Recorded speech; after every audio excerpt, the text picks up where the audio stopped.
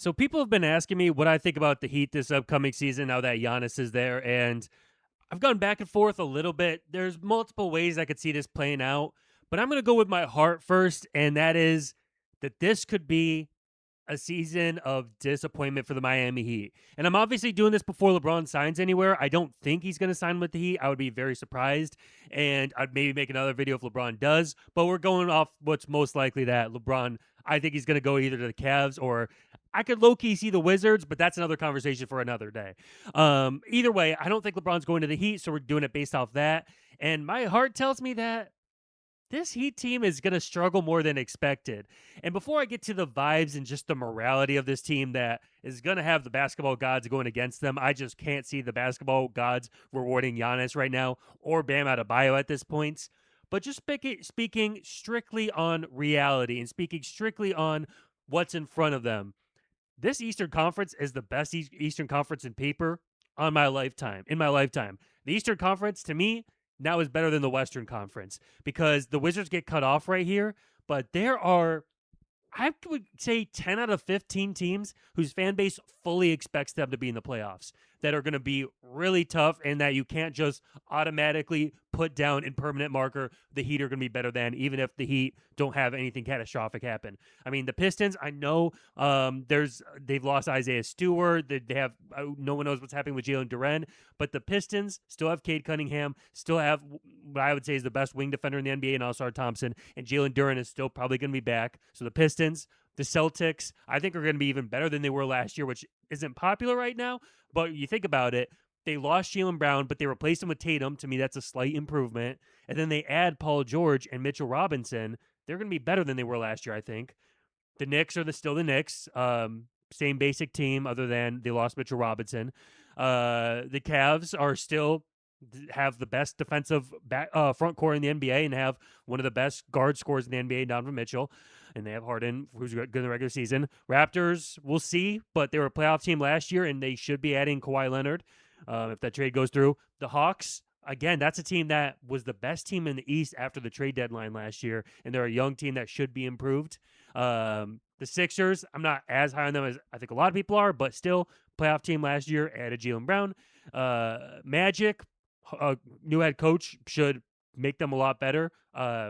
At least that's what their fans would be thinking. They were a team that was expected to potentially be a contender last year, and I think their coaching played a part in them being down as well as injuries. Hornets, I don't think their fans fully expect them. They might have a down year, but I wouldn't count them out. They're still talented with Miller, Knuppel, and more.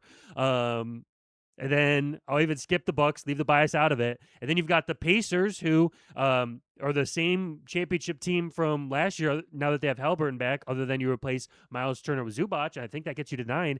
And then the Wizards, yeah, they were the worst team in the NBA last year, but they had Trae Young for like 3 games. They didn't have Anthony Davis at all. They didn't have DeBonsa, and now they have a full season of those guys, full season of Chris Middleton there. And then you have to also factor in the fact that guys like Keyshawn George, Bilal Coulibaly, Bub Carrington, Will Riley, Alex Sarr, Trey Johnson, that they have all these young guys who, again, are going to be improved as young players getting another year of experience.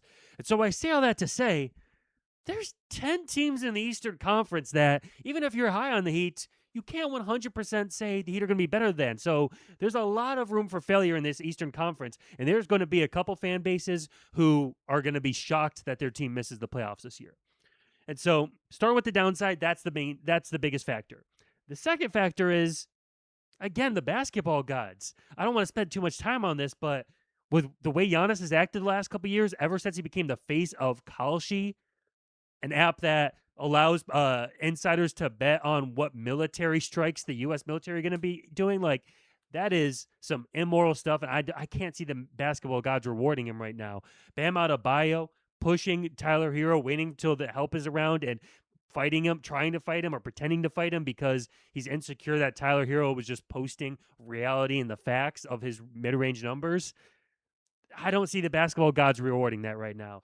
And so you add all that in, and then lastly, you have to worry about Giannis being injured, as he for a while has been missing chunks of seasons. And then just the general, I'm not even going to say shooting. A lot of people talk about lack of shooting with this Heat team. I will give the Heat fans that on paper, they actually do have efficient 3-point shooters. Davion Mitchell did shoot the ball well last year with the Heat. Wiggins had a career high, I believe, from 3-point range year last year with the Heat. Pell Larson has promising ability to shoot. Tim Hardaway Jr., not a guy you want to trust in the playoffs, but in the regular season helped the Nuggets with shooting. So shooting is not a concern for me so much with the Heat as much as other people. But it is still something, the fact that Bam was one of the worst mid-range shooters in the NBA, one of the worst finishers in the paint in the NBA last year, and an inefficient three-point shooter. When you look at that and the fact that the Bucks pretty much always surrounded Giannis with four real shooters, like the Bucks, when they were good with Giannis, would have Drew Holiday, Chris Middleton, Grayson Allen, and then Brooke Lopez, all guys who are well above average from the three-point line. And Giannis having to deal with or play with a center who is not, he did start shooting threes last year, but was not efficient. That's going to be something a little bit different than what he's used to on all of the good Bucks teams that we've seen, having solid three-point shooting. I mean, I guess you could go back to like the days that they were starting to become a playoff team with like John Henson on the Bucks at the center position before they went and got Brooke Lopez. But the days that they've been contending, they've always had pretty much putting four real shooters around Giannis. Even when Brooke would go to the bench, you had Bobby Portis. And so that's going to be an adjustment. But overall, again, I will give Heat fans, shooting is not a major concern. It is just a slight concern, the fact that in all big moments, you're going to have Bam and Giannis on the floor together, neither of whom are efficient three-point shooters. But my real issue with this Heat team is just there's just not that many very good players. Like the roster's just not that good. Like if nothing big happens, Davion Mitchell, I like him. Nice role player, very nice role player. He's nice if like he's your fifth starter.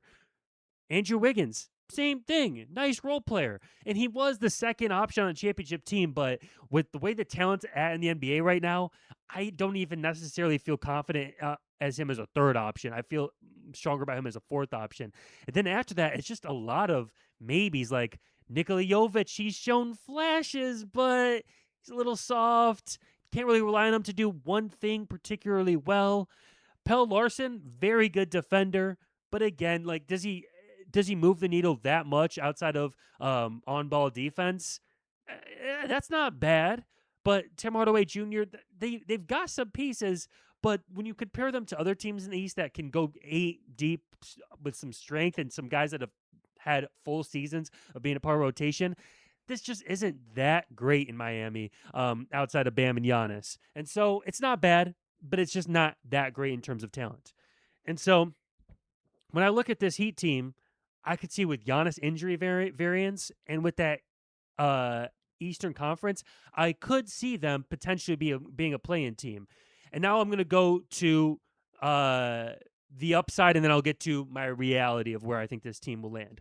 Upside for this Heat team, you can even bring the guys back up here, is Giannis stays healthy for 65-plus games, and he gives you 28 and 12, and better defense than we've seen the last couple of seasons with the Bucks, because guys that have watched every Bucks game, as I did 2 seasons ago, and I still followed it pretty well last year, we know that Giannis is not Giannis in his prime on defense. Offensively, he's still prime Giannis, but defensively, he's just not. And so he could go back to that. Bam Adebayo, elite defensively. Wiggins, very good defensively. Pell Larson, elite defensively. Davion Mitchell, elite defensively. The upside is this could easily be the best defense in the NBA. And they have enough shooting. Pretty much all these guys outside of Bam and Giannis are efficient three-point shooters. And then you have Bobby Portis still off the bench, who not a good defender, but they have enough defense around him and is a great three-point shooter. And so with that, having enough three-point shooting and defense, and then Giannis to give you almost 30 a night, or maybe literally 30 a night, this could be the top team in the East. I wouldn't be absolutely bewildered if this was the number 1 seed in the East if Giannis stays healthy, because of their defense, their ability to shoot threes, and the fact that Giannis can still dominate offensively. But where do I think this Heat team will land? If I pull up the standings again, looking through it, I saw them as being about 4th.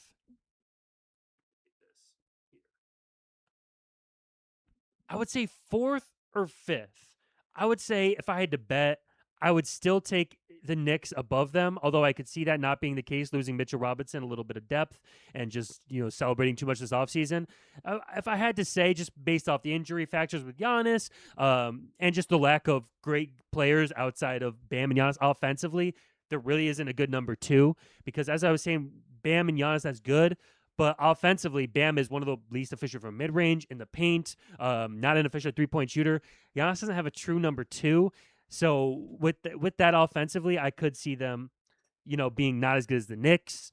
I would expect them to not be as good as the Knicks. I would expect them to actually not be as good as the Celtics. The Celtics were the 2 seed last year, and as I said earlier, I expect them to be a little bit better, which is, not popular, but that's what I expect. Outside of that, I actually think the Hawks would be a top team in the East next year. Like I said, they were the top team in the East after the trade deadline. They actually gave the Knicks the best run for their money in the first round. And again, it's a bunch of young players that are going to be a year better, such as their main guy, Jalen Johnson. Outside of that, I would say I'm going to go bump the Heat down to the 5th just because I think the Heat would be my next team in the rankings.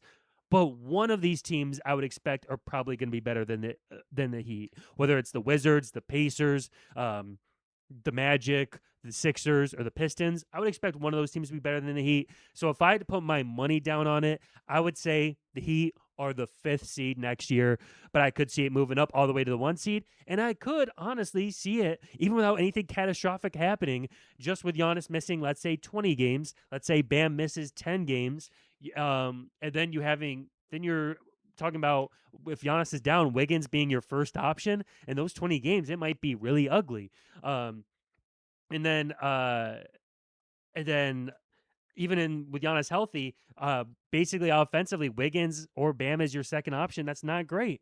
And so I could see them dropping down to being a playing team with how great the East is. But overall, I have them as the 5th seed. I think Bam defensively is good enough.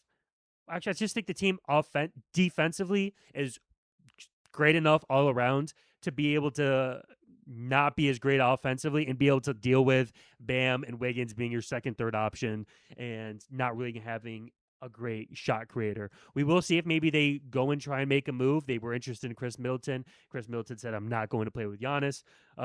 Maybe they will make a move for some type of shot creator, some Norman Powell type player to replace that for them, even though he didn't get playing time in the playoffs. Maybe they see a guy, maybe even they get Karis LeVert from the Bucks for the low, somebody that just can't put the ball on the floor off the bench, because I do think they lack little shot creation. But I think this team will be good. I think it has potential to be great. I do think to win the East, I don't see that happening, even if they are the 1 seed, just because I think Giannis needs his Chris Middleton. He needs a guy that, even if Giannis is at his best, that can create and hit really tough shots in guys' faces in big moments at the end of games. And I definitely don't think they have that. I don't think Andrew Wiggins is doing that at a championship level.